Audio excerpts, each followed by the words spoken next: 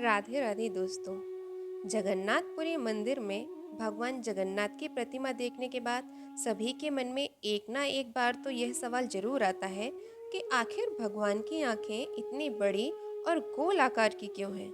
इतना ही नहीं, उनके भाई बलभद्र और बहन सुभद्रा की आंखें भी बड़ी हैं।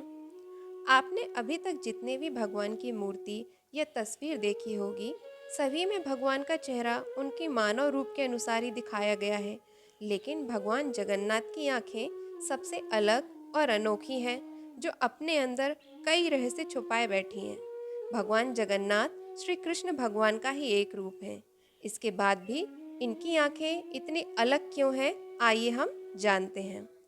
भगवान जगन्नाथ और उनके भाई बलभद्र और बहन सुभद्रा की आंखें बड़ी होने के पीछे एक रोचक कहानी जुड़ी हुई है। ऐसा कहा जाता है कि जब भगवान श्री कृष्ण ने द्वारका में वास कर लिया था, तो वृंदावन से नंद बाबा, यशोदा माता और रोहिणी माँ उनसे मिलने आए। द्वारकावासी भगवान श्री कृष्ण को अपना ईश्वर मानते थे, जबकि वृंदावन वासी उन्हें अपना प्रेमी मानते थे। द्वारका में एक दिन रोहिणी माता द्वारका वासियों को भगवान श्री कृष्ण की वृंदावन में की गई रासलीला सुना रही थी।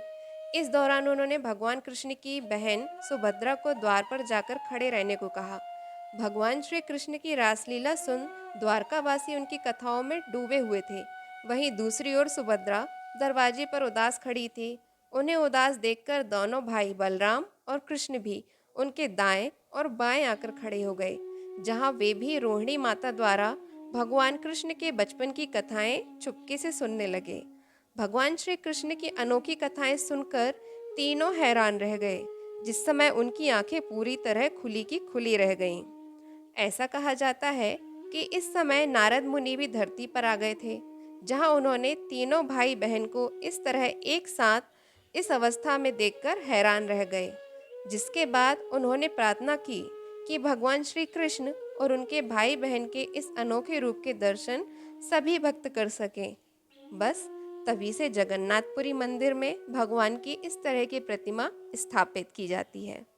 अगर जानकारी आपको अच्छी लगी हो तो कमेंट में राधे राधे जरूर लिखें।